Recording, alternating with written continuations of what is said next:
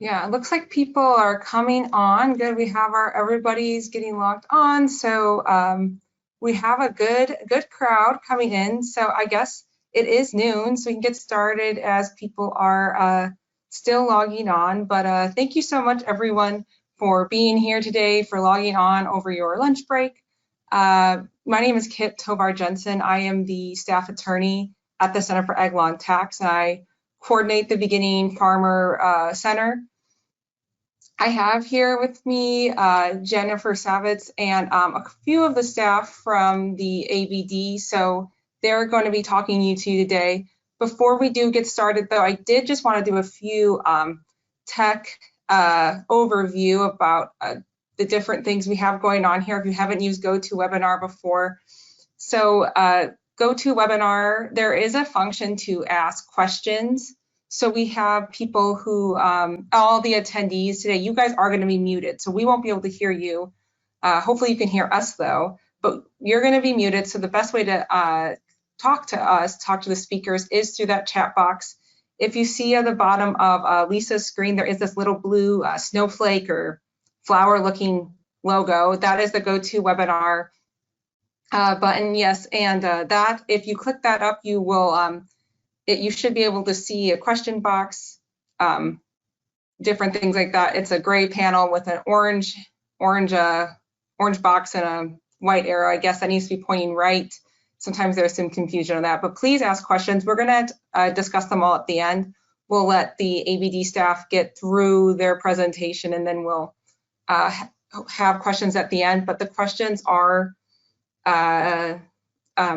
not anonymous, but they are private, so only the speakers and will be able to see them. So if you have some questions, please don't worry that someone else is going to see them. Please feel free to ask questions. We want you to do that. But I'm also going to be sending out a survey that I hope you guys will take. I'm going to try to put in the chat box. Otherwise, we'll email it out well, just because as we want to learn more about you all and make sure that we are offering the program we need. But with that, I want to turn it over to Jenny. She is the program specialist with the Midwest Grape and Wine Institute. So Jenny, thank you for being here today and helping host.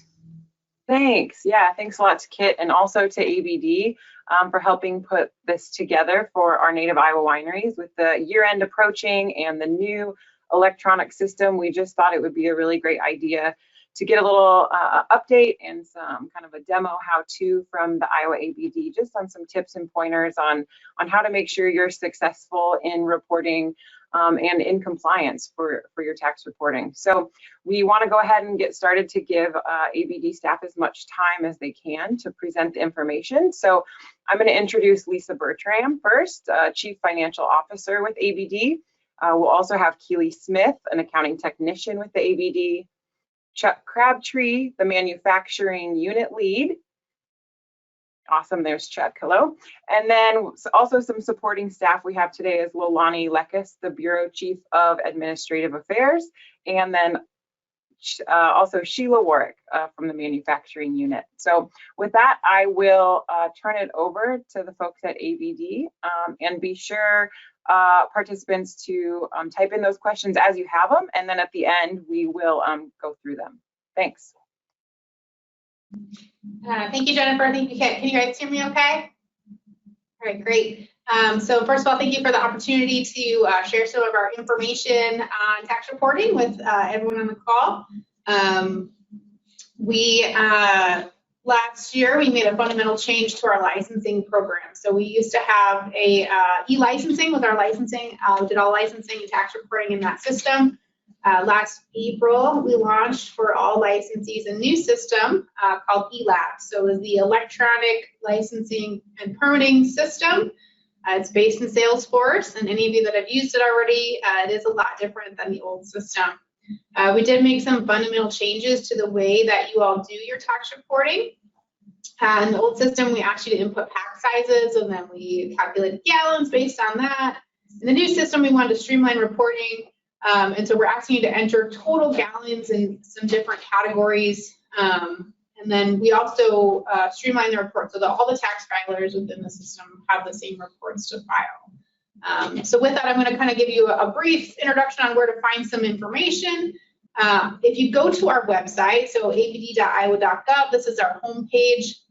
Lots of good information on here. There's this licensing tab. If you can just kind of click on that, you can get this pop out. We have some licensing information here, but the second box down is going to be that eLAPS resources. If you click on that, it'll take you to the eLAPS homepage. And the very first thing you can do is sign into eLAPS. Some other things on this page, though, is there is this brief overview of the new system. We have some resources here, tips and tricks. There's a lot of good information here for you guys. The other thing that we have on here are some videos. So there is a tax reporting video you can follow here. Something to note, we made these video guides back when we went live with the system. Some of the screenshots have now changed because we've done some substantive updates to make things easier, but the information is still accurate. So if you do watch the video, you'll see the screens are just a little different. But from here, you can get into lots of different resources. We're not going to go through all of those today, but I do want to show you, if you click on this sign into eLAPS button here, this will get you to the eLAPS login page. So if you're a new user, you've never used our licensing or tax before, you do have to register an account. If you are an existing user from the old system and this is your first time to eLAPS, you also have to register. So we didn't bring over any of the old login information. We want everyone to register fresh in the new system. If you've already registered, then you can log in over here.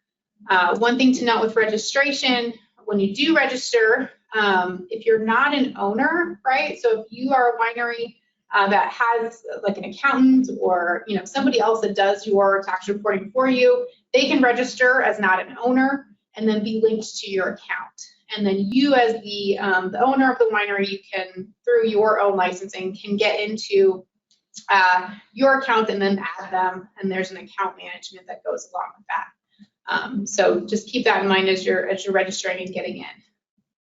Once you log into the eLAPS system, this is going to be the home page that you'll see. This is our test system that we're showing you today, so not live data. But some things of note on here. The first thing is that top orange banner.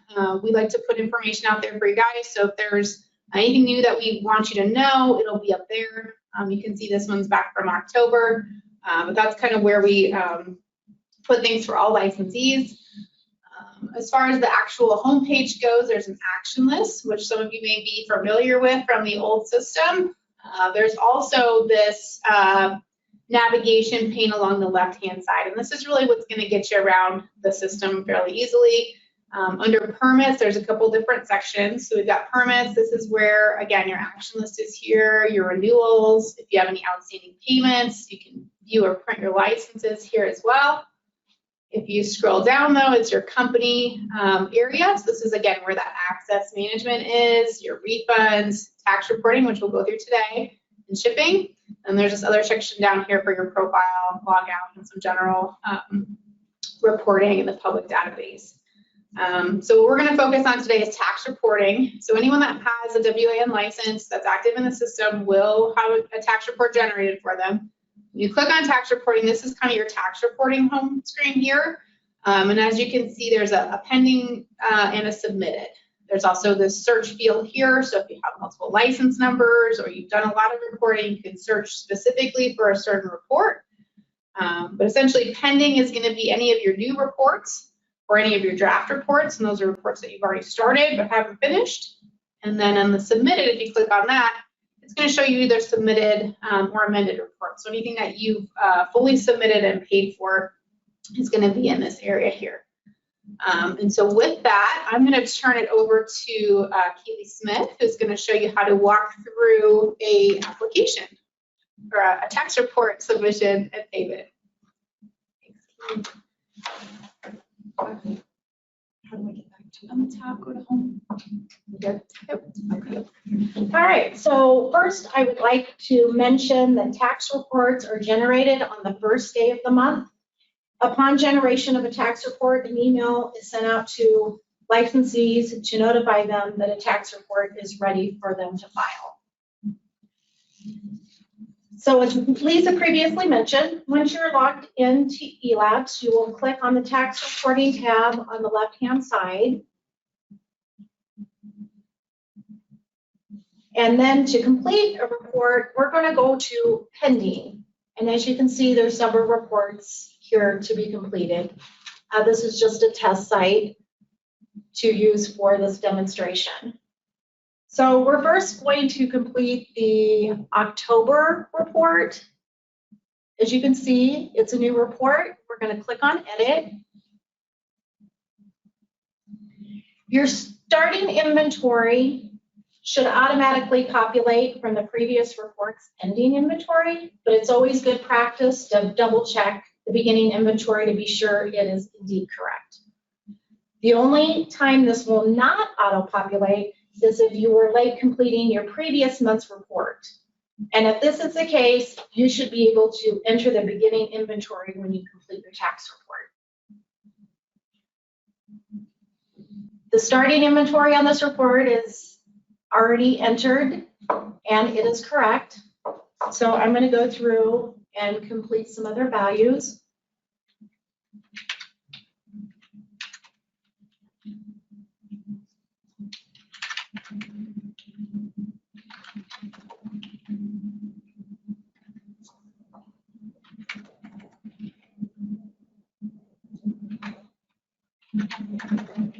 And then my ending inventory is 95.75 according to the inventory count that I've done prior to this report. So I'm going to double check all my figures to make sure that I've entered everything correct. And I have, and then I'm going to click save.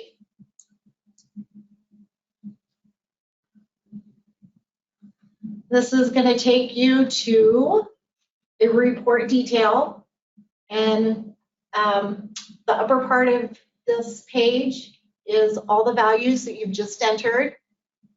And if you scroll down, it's going to give you a fee breakup, which includes your total number of gallons, your credits, tax due, and late fee if applicable. As long as you feel everything is correct, you can then click on the pay button. And that's going to take you to our Gov2Go payment portal, and we're going to follow the required steps to complete the payment. There's two ways to make a payment, and that's your credit or debit card or electronic check. Please note that if you use your credit or debit card, there is a 2.5% fee to pay this way. Otherwise, you can click on an electronic check. For this demonstration, we're going to use the credit card. I'm going to click on next, and then it opens the fields for you to start completing your information.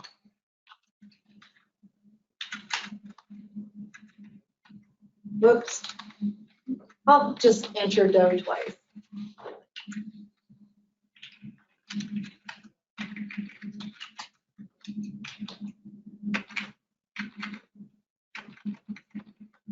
I'll change the name here.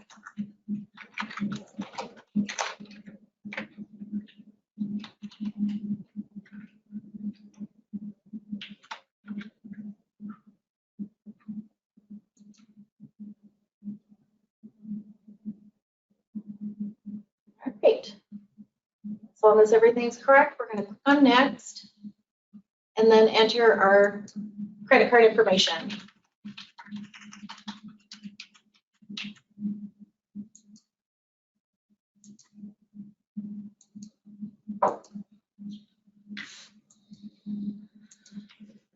And then click on next. Before we do that, I just want to note that the transaction summary over to the right, it shows the amount that's due plus your service fee for using the credit card. So the total amount that will be deducted or charged to your account will be $45.29. And then here you can review all the information to make sure it's correct. If it's not, you can edit. And then you're going to submit your payment. Review and confirm.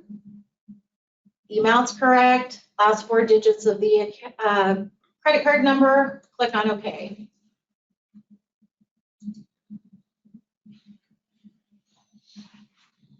All right, and then this page, if you want, you can print your confirmation receipt, or it will also, a copy of it will be emailed to your email address. Something you want to be sure to do to finish out the payment, you're going to want to scroll clear down to the bottom. And just a word of caution, if you don't do this, if you don't push continue, your payment will remain in a pending status. So make sure you scroll clear down to the bottom to hit continue.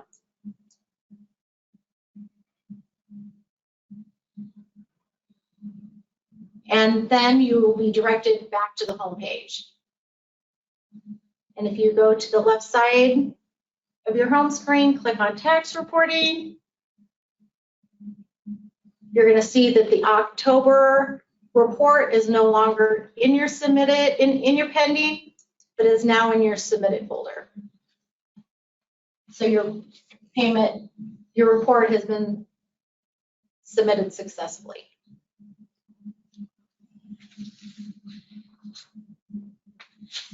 All right, so I am, one other thing that I'd like to go over with you. If you go into your pending reports and you see that you have a report in draft status, that would mean that you've started your report, but you did not complete it. So if you looking at this August report, we're going to go ahead and finish out this report. You'll click edit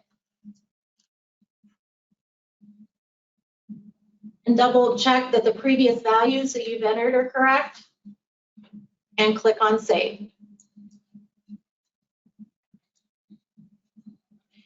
And you would then click on pay, and it will direct you to the payment portal to finish out that payment.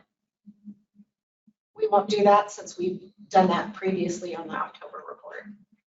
So I'm going to close this out and add one more thing. If you go into your submitted reports and you see that there are a tax report that's still in draft status and you know you've made a payment, that could mean that your report has been flagged for review. And they can be flagged for review for various reasons, such as inventory mismatch, tax fee, high variance, high destructive gallonage, or $0 paid. So if you know you've made your payment, don't be too concerned about that, because accounting will run a report around the 15th of the month, and then we'll review all reports that are in draft status, and then we will change the status to submitted. And then later on in the month, when you go in there, you'll see that your report has in fact been submitted.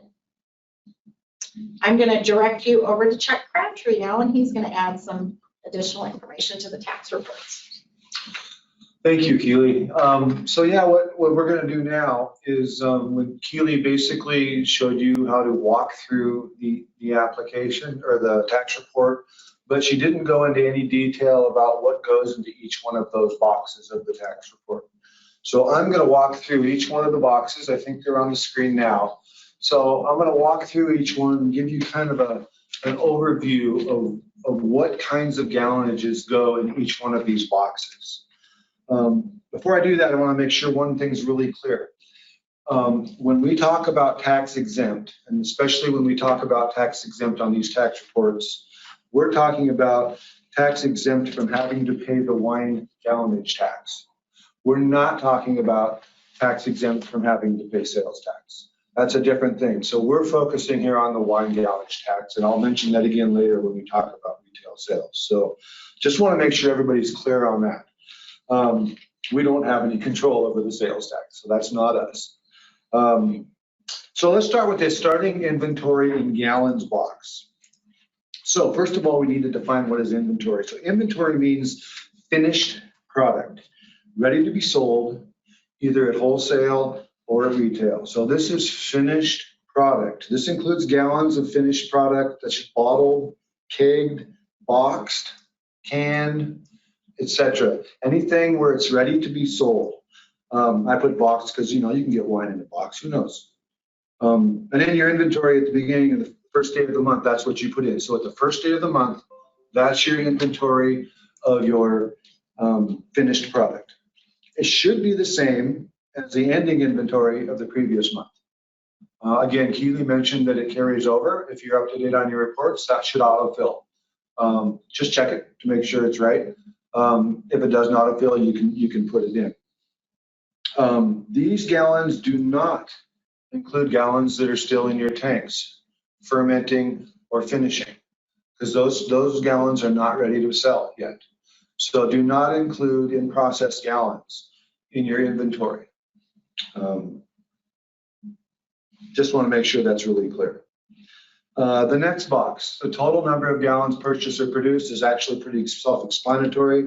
Whatever you purchased or produced for the month, for that month, from the first to the end of the month, that number goes in there in gallons. The third box we'll talk about is the total number of gallons that are returns from retailers. This one's kind of confusing sometimes for people. So these are gallons that you sold to retailers, and then the retailer returned those gallons back to you for some reason, either because it's spoiled or the product, packaging was damaged or for whatever. These gallons get added back into your inventory when they are returned to you.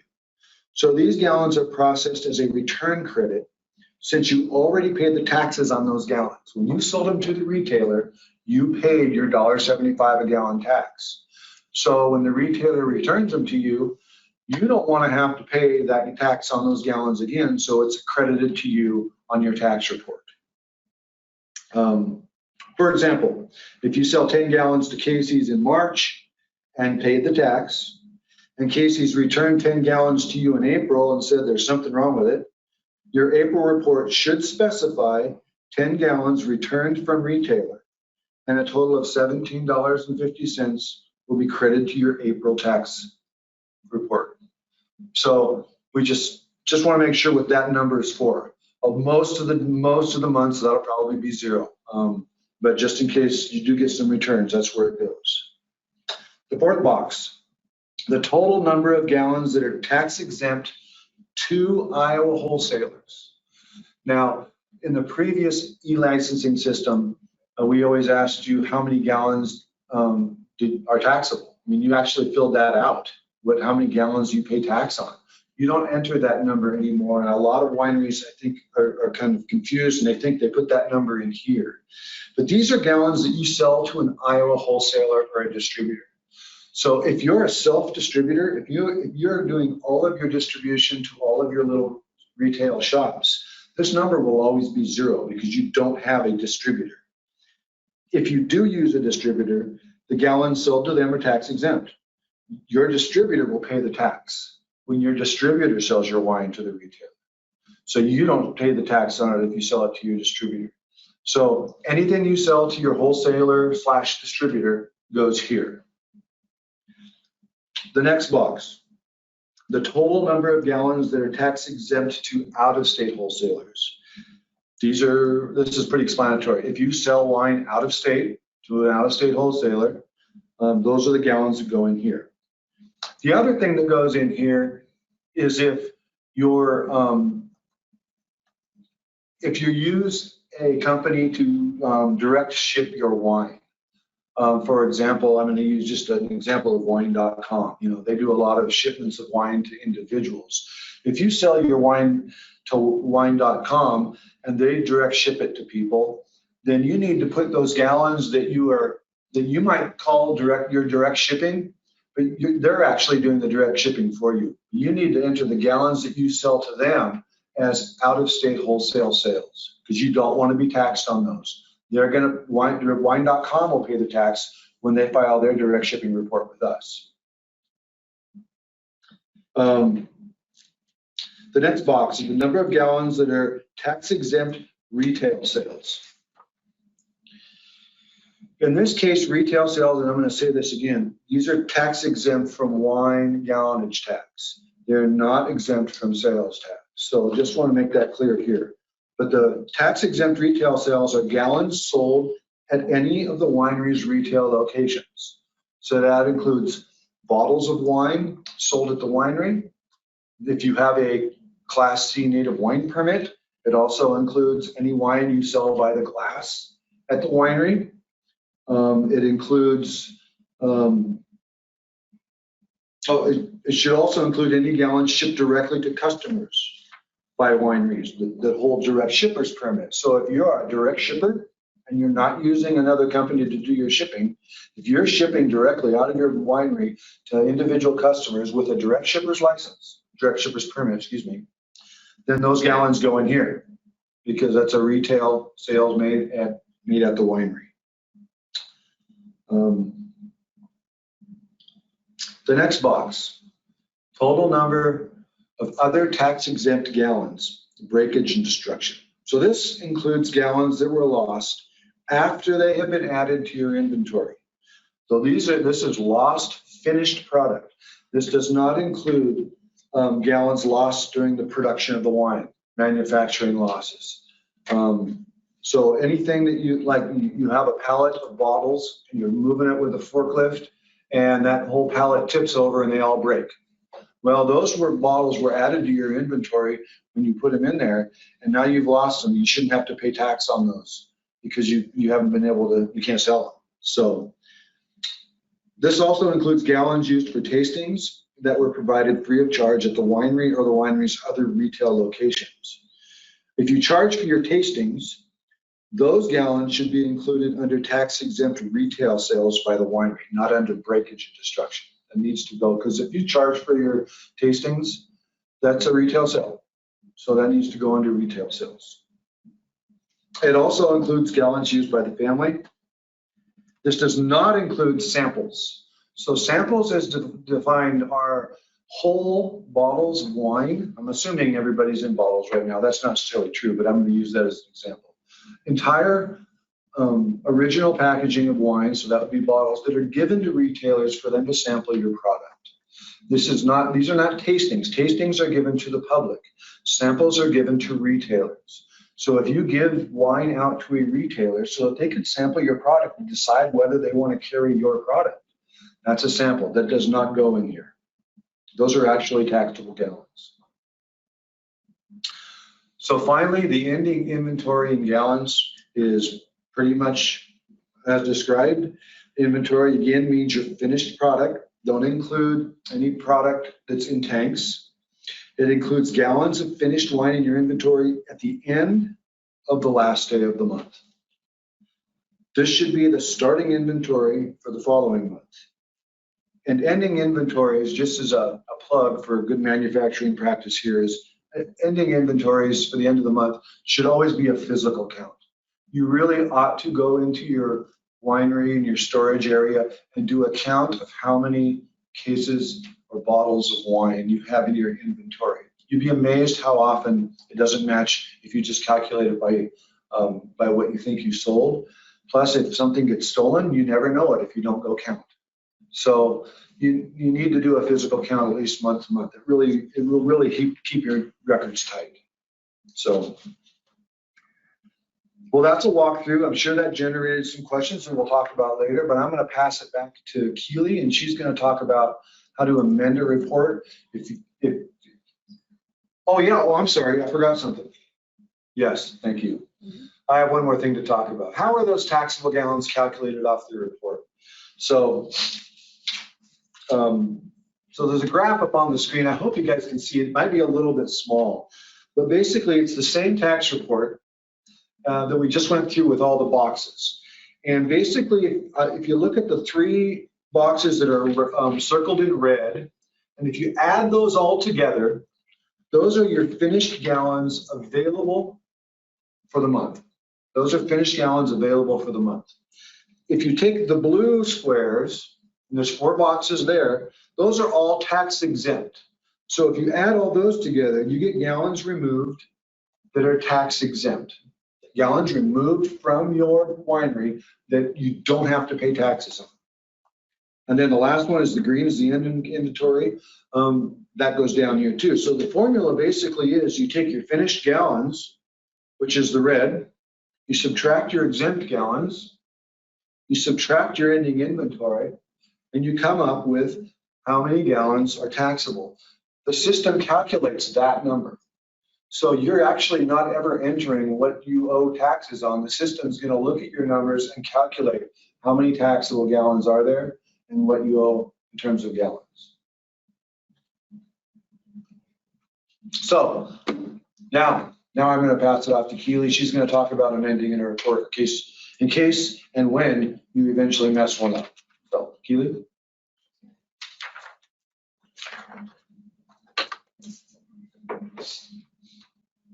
All right, so what we're going to do is we're going to go to the left-hand side of our screen, click on tax reporting, and click on our submitted reports. All right, we're going to say that we made an error on a May report. So here on the far right-hand side, there's the amend button. So click on the amend button. And it brings up our report, our May report that we completed.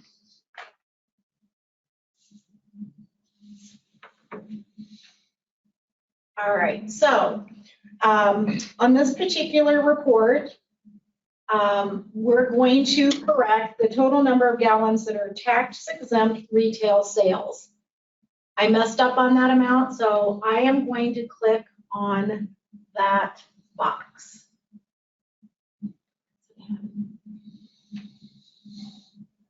Here it is. And that will open up the box for me to change that. So I am going to change that to 0.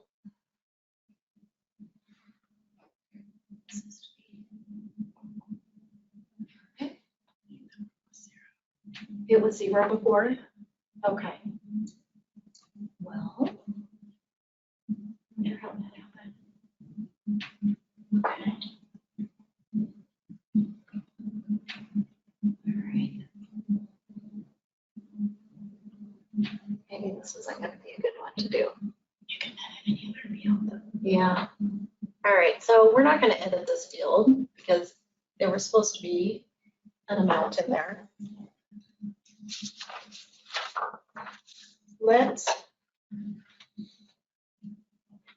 We're going to increase this amount then. Sorry about this, you guys. We're going to go out of here and go to our June report.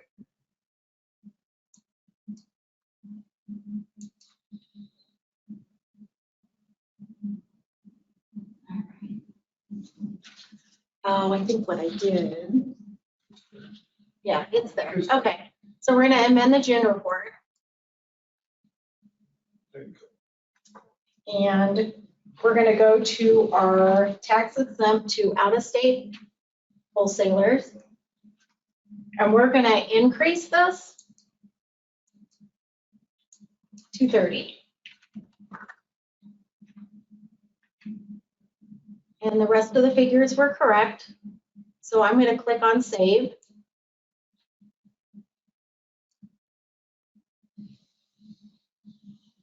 And as you can see, there's a pop-up box in the middle of the page that says the tax refund in the amount of $38.51 has been initiated for this tax report. So because the previous report was incorrect, we've increased the amount of tax exempt to out-of-state wholesalers. It then initiated a refund. So we are going to click on submit.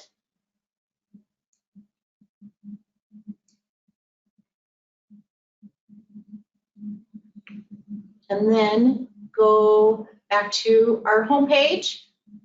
Right above tax reporting, if you click on refund payments, you will see that the refund will show up here. So you know that it's been created, and then accounting will begin working on that refund for you, and a check will be mailed out within 2 to 3 weeks.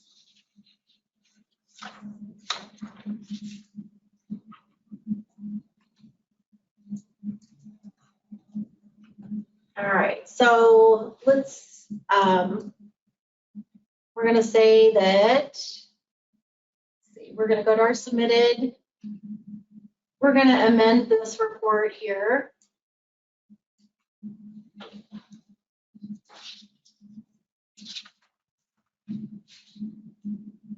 And the box that we want to change will be the total number of gallons that are tax exempt to retail sales.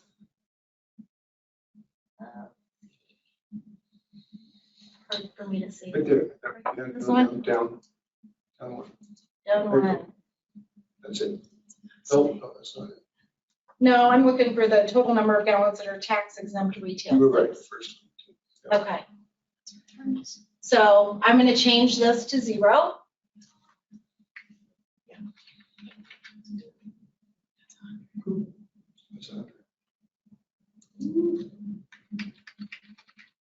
I'm not at the right angle here to see my screen very well. That's back to 10. Gosh darn it. There you go. Okay, here we go. So the rest of the figures are correct. So I decreased my total number of gallons that are tax exempt resale sales from $10 to 0. I'm going to click on save. Oh, this is another. Okay, so you will see here a tax refund in the amount of 1 cent has been initiated. And we will create a check for that 1 cent and send it out to you within 2 to 3 days. Now, for some reason, I'm unable to show you an amendment for where you have to pay additional. So it will be the same process. You'll go in to amend your report. You'll click on the box that you need to change the value. So if you click on starting or ending and increase it. Right. So do your, put like 200 there. Okay. No, the other way. Ending, so you could do less. So put 0 there. Okay. So let's say your ending inventory should have been 0 for that month. So, yep. Okay. You click save. And then you'll see here, there is a payment due in the amount of $167.56 for this tax report. Please pay now by using the pay button. If you click on pay, it will take you to the payment portal and you will make the additional payment for this month's tax report. All right. I believe that is it. And I am going to direct you back to Lisa Bertram. Thank you, guys. So that is our overview of the system. I realized that was a lot of information to throw at you guys. So, we're going to do a Q&A session now. I'm going to toss it back to Kit, but if for some reason you have a question that comes up later, please reach out to ABD. You can email our accounting inbox, and that's just accounting@iowaabd.com. Again, if we don't get through all the questions, that's a great way to reach us, and we can help you through that as well. So with that, I'll turn it back to Kit and Jennifer to do some Q&A. Awesome. Thank you so much, everyone. That was very informative. It was a lot, but we did get quite a few questions. So I think people were very excited to have you here. And again, everybody online, if you do have questions, this is a great time to ask because we have Lisa and Keely's Chuck undivided attention. They're the experts. So if you do have questions, type them in, and Jennifer, I'll start looking through them. I think some people, they had good questions and then they were answered, but I'm gonna just we'll talk about them just to make sure there isn't more questions, or if our attendees, if I don't ask the question right, there's some follow-up, please just type in the chat box. But this first question talks about, I think this was when Keely was speaking, talking about what if a person detects an error with the starting inventory from a previous month and they need to change it. What should they do? Can they just backtrack? If the starting inventory is incorrect on a tax report that's already been submitted, then they will need to go through the amendment process. Okay. And what would that entail? Yeah, let me add to that. If the starting inventory is wrong when you open the report to begin with, I think they need to contact us. Is that correct? Right. I thought she was talking about a submitted report, but Yeah, I I'm couldn't not be sure. wrong. I'm just. Yeah, so I would Okay. say, if their starting inventory is incorrect and they go back and look at their previous report and those don't match, contact us. Yes. If they go back and look at their previous report and that's what they submitted as their ending inventory and it's wrong, that's when they would then go to that submitted report and hit the amend button to fix that report. And then the current report, they could enter the correct inventory as what it should be. Okay. And then there's some more questions. They kind of, there's a few of these that I was seeing talking about what qualifies as wine produced. Can you just give a quick, or a little bit of an overview again, so people can remember? Chuck hit on this and did a really great job. There were lots of questions about explaining the boxes, and I think you got into that, Chuck. But yeah, I think a lot of the questions are, anything is in production, or at what point? I know you said it was ready for sale, right? So it's in the bottle and then that becomes inventory, or can you just clarify that again, please, for us? No, so that's exactly right. So, and nothing goes into your inventory in terms of what Iowa and our taxes are concerned, unless it's a product that's ready for sale. So that would not include anything that's in tanks fermenting, anything that's in tanks aging, anything that's not in a package that's ready to sell. All packages that are ready to sell need to go into produced for the month. So if you package 27 cases of your favorite wine that month, then you need to convert that to gallons and put that into produced for the month. All right, so the date that it's bottled, then it goes into your report as produced that month. Correct. Within that given month. Got it. Great. Okay, we have another question regarding bulk wine. So to me, this would be not produced according to you, but where would you report bulk wine sold to another winery?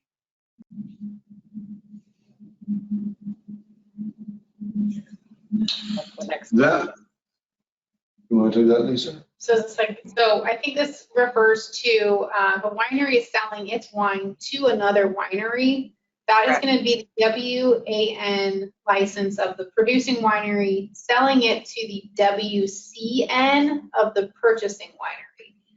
So that is going to be counted.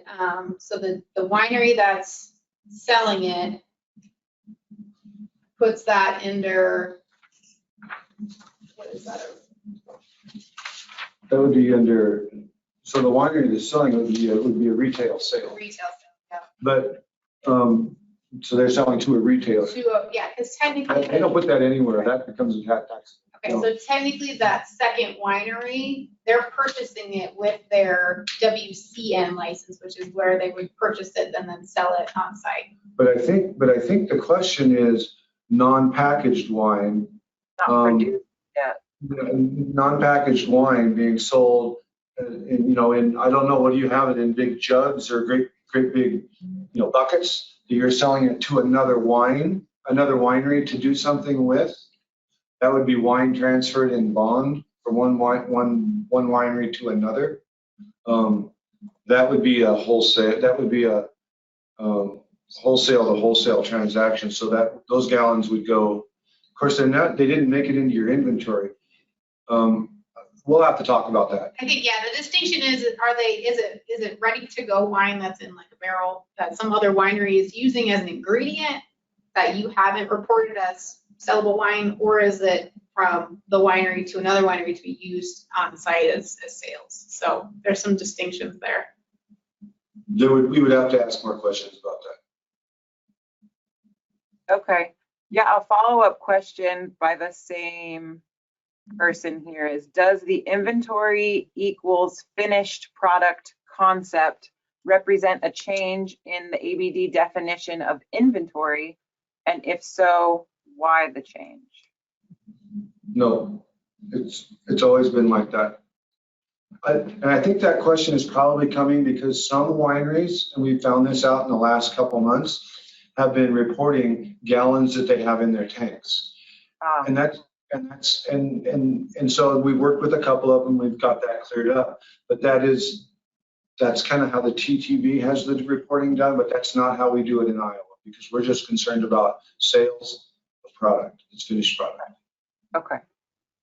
All right, our next question has to do with payment.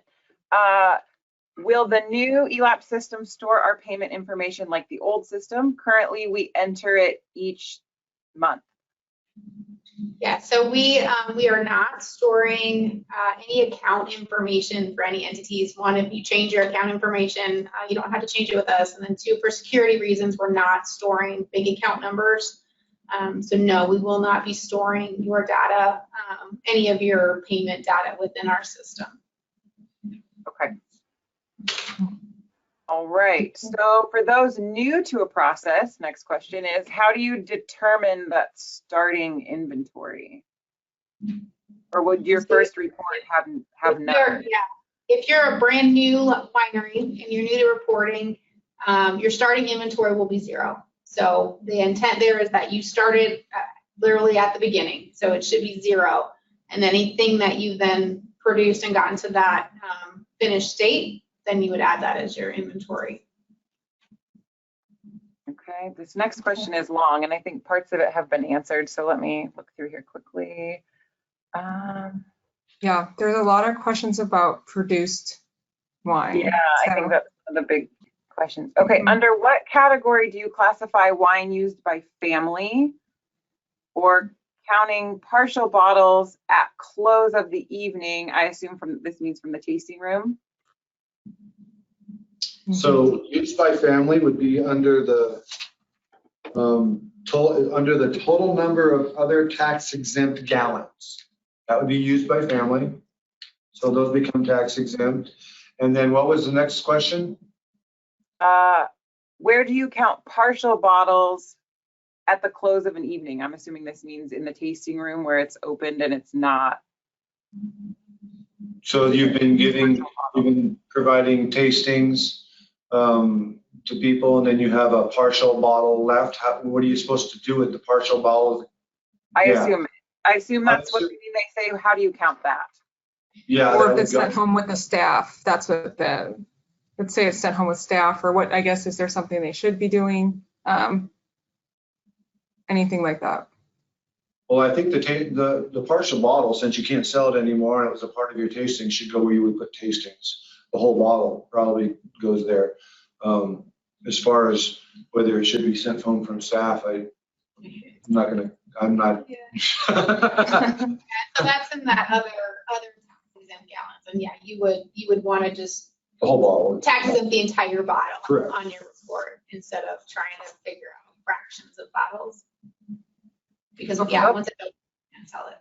Okay, I'm going to skip over a few because I think those we've already covered. Can you please, I think this is directed at you, Chuck, can you please repeat the info about wholesaler tax exempt? And I also want to note real quick before you do that, Chuck, we do have this recorded, so we'll upload it to our YouTube channel, and you'll be able to go back and listen to those definitions and see the screen that Chuck was working from. So you will be able to slow down and repeat that information. But if you could repeat that now, Chuck, that'd be great. Sure. So when you sell your wine to a wholesaler, now we often refer to wholesalers as distributors. As a WAN, as a Class A wine permittee for native wines, you can wholesale. You can wholesale your own wine. You can sell that means sell your wine to a retailer. But if you sell your wine to another wholesaler, you don't pay the tax on that. Any transaction between wholesalers is tax exempt from the person who sells it to the wholesaler. The wholesaler is going to pay the tax when they sell it to the retailer. So I'm going to use a concrete example here. If you're Crab's Winery, which is the example that we use today, and I sold 50 cases to, and I'm going to, Johnson Brothers or Dahl. These are distributors of wine. If I sold 50 cases to them, you still need to put those gallons under sold to wholesaler, but you won't be taxed on those. Those are tax exempt. Those gallons come out of your inventory without you having to pay the tax. Then when Johnson Brothers or Dahl sells your wine to Casey's or Hy-Vee, they'll pay the tax when they make that transaction because it's a transaction to a retailer. I don't know if I'm answering that question, but I think I am. Okay. So we'll see if they follow up with us, but thank you. Yeah. The next one we have is asking, I think this might be for you as well, Chuck, talking about where do samples belong in the report? They belong under, oh no, the samples don't go anywhere. So now technically, I'm going to rephrase this. A lot of wineries refer to samples as what they're actually giving to customers in their tasting room. Those are tastings.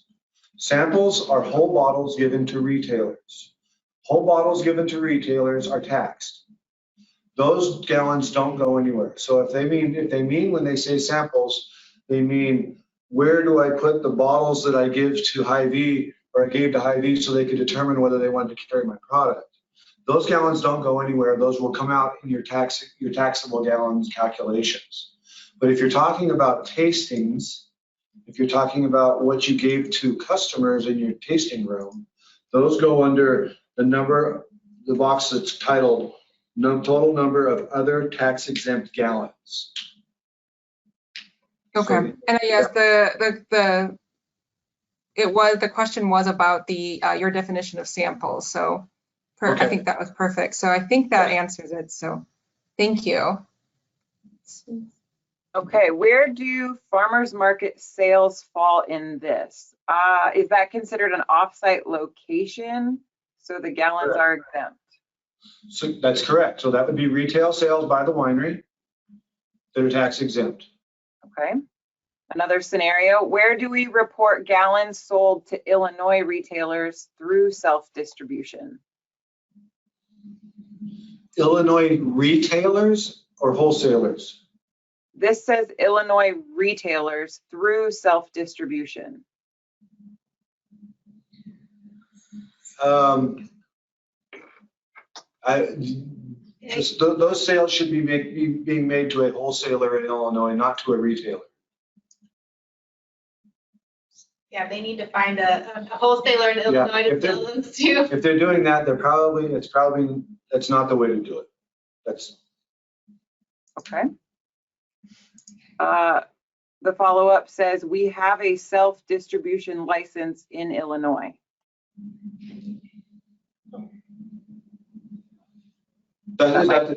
So that was the same. That was a part of the same question. That was just a response from the same asker of the question. If they have a self-distribution license in Illinois, then they need to sell it to themselves in Illinois so that their license in Illinois can then distribute to the retailer. And pay the wine gallonage tax. If there's. Yeah, so in this case, they'd be selling to themselves as a wholesaler in that state. Correct. But then they would want to make sure they're paying taxes in that state as applicable in Illinois. But it would go under this tax exempt out of state. Correct. Tax exempt. If they're selling it to themselves. Yep. Thank you.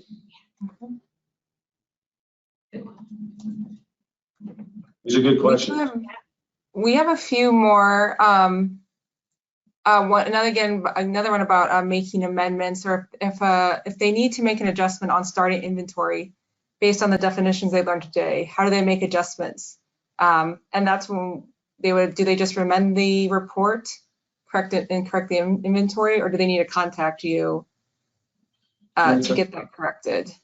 So my guess is someone's been putting their, and this is not uncommon, they've been putting some of their gallons that they have in tanks as a part of their inventory. So to make that adjustment, you need to call us and work with us on that, because if you just make the amendment, all of a sudden, if your gallons are going to drop, if you take those out of your inventory that you've been reporting all this time in your tanks, if your gallons drop, they're going to end up paying a whole bunch in tax on gallons that are in your tanks, and that's not right. We don't want to do that. So if you need to make an adjustment to switch over to not reporting from your tanks and just reporting finished stuff as we've defined here, call us and we'll work with you on it to make sure we make an adjustment at the same time so that your beginning and your ending are both adjusted in the same month, because you can't just adjust one or the other one. You're going to end up with a big tax hit. We don't want that.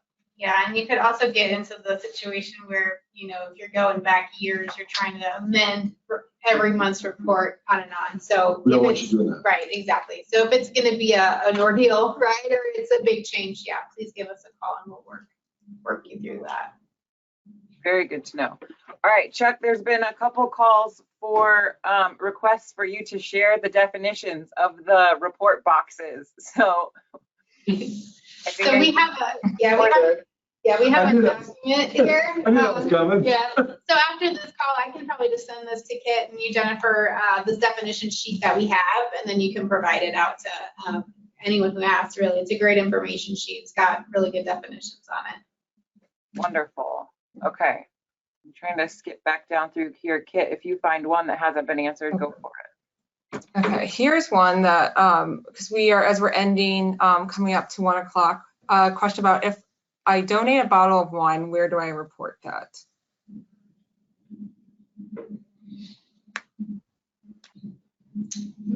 Yeah, I'm not sure exactly who's that was for, but if anyone has any ideas, we would love to hear that.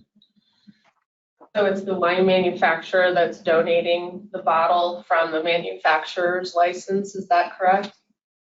They don't say, but if that was the situation, Let's assume that's what you were saying. yeah. I'm not sure.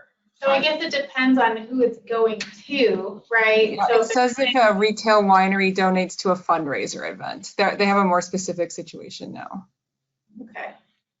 if that helps. That seems tax exempt from wine gallonage right. tax, but I don't think it's specifically outlined in the law.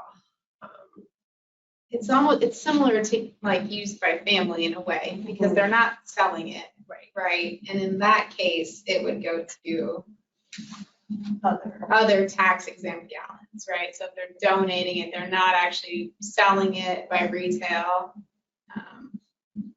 That's where that would go, other tax exempt gallons. Good question. But I think we need to be careful, that question was a donation, for a charitable event. We don't want that to turn into donations to retailers. I was just going to say that. Thank you. And I'm not saying that that's where the question is going, but just be careful of that distinction, I would say, to make sure it truly is what the law would consider charitable. Mm-hmm. I feel like that's every tax person's favorite answer is it depends, right? So okay. Everything depends. Yes. Okay, thank you. All right, we've got two more good questions, and in respect for time, I think we'll try to answer these and then we'll cut it off, I think, at this point, just to respect everybody's time. Okay, so if charging for tastings, how do you divide the ounces actually tasted to the partial bottles that must be discarded after bottles have been open for X number of days and are not fit to use for the remainder of tastings? Well, the whole bottle then becomes a part of your tasting. So you shouldn't try to calculate your gallons based on how many tastings you've given. You should be based on how many bottles were opened for your tasting. Yeah, and those are tax exempt as well. So Those we're are not tax exempt. charging, we're not charging for ounces on bottles, so I don't know if that answers that question. That's how I understood the question. yeah, you would tax exempt the entire bottle when you open it. Correct. And then whatever you do with, if you're using it for tastings, but you can't taste the whole thing, right? It falls into a similar category of breakage or destruction. So you're either using it as a tasting or your tasting half it and destroying the other half. Either way, it's in that same category. Okay, last one here. If you include food in wine tastings, can you charge for the food but not the taste, so that the taste is still considered tasting and not taxable? I'll answer that. Yeah. So again, it's gonna be based on intent, if you're charging what you would normally charge, if it's just the food, that's one thing. But if technically you're including the wine in the price in some fashion, if the price is higher than what you would normally sell a hot dog for, not that you would necessarily sell a hot dog at the winery, but then it's kind of a way in which you're getting around that. So you're kind of double dipping because you're charging, but then you're also getting the tax exempt status. So I would be careful of that. It's okay, obviously, to charge for the food, but not for the samples. But if it looks as if those two are combined in the price being charged, that's gonna raise some red flags. Go ahead. Keep in mind, if this is happening at the winery, the tastings are going to go under other tax exempt gallons, and the sale, if you do it that way, is going to go under sold at retail. They're both tax exempt. Am I right about that? The sale of, Yeah, so we sell the wine. If you sell the wine. yeah, right, but the food is gonna, Yeah. I'm talking about the wine. yeah. Good one. Good questions. And I would just remind you guys too, if there are additional questions, you can please feel free to forward those to our accounting inbox so we can make sure we get everything addressed if we haven't gotten everything.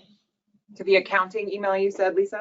Yep. Yeah, Okay. and I'll send you that guys out as well, so you have it. Great. And Kit just shared the Qualtrics survey email, or the link again, I believe, in the chat box or the question box. So if you guys that are tuning in here could take a few minutes to fill that out, it would really help us, and we can share those results too with the questions and the information that we got to ABD. So we want to thank everybody for your time, and we want to keep you on track here, so we don't want to take up any more. But if you have any final last comments, Lisa and team, or Kit, go ahead and throw those out now.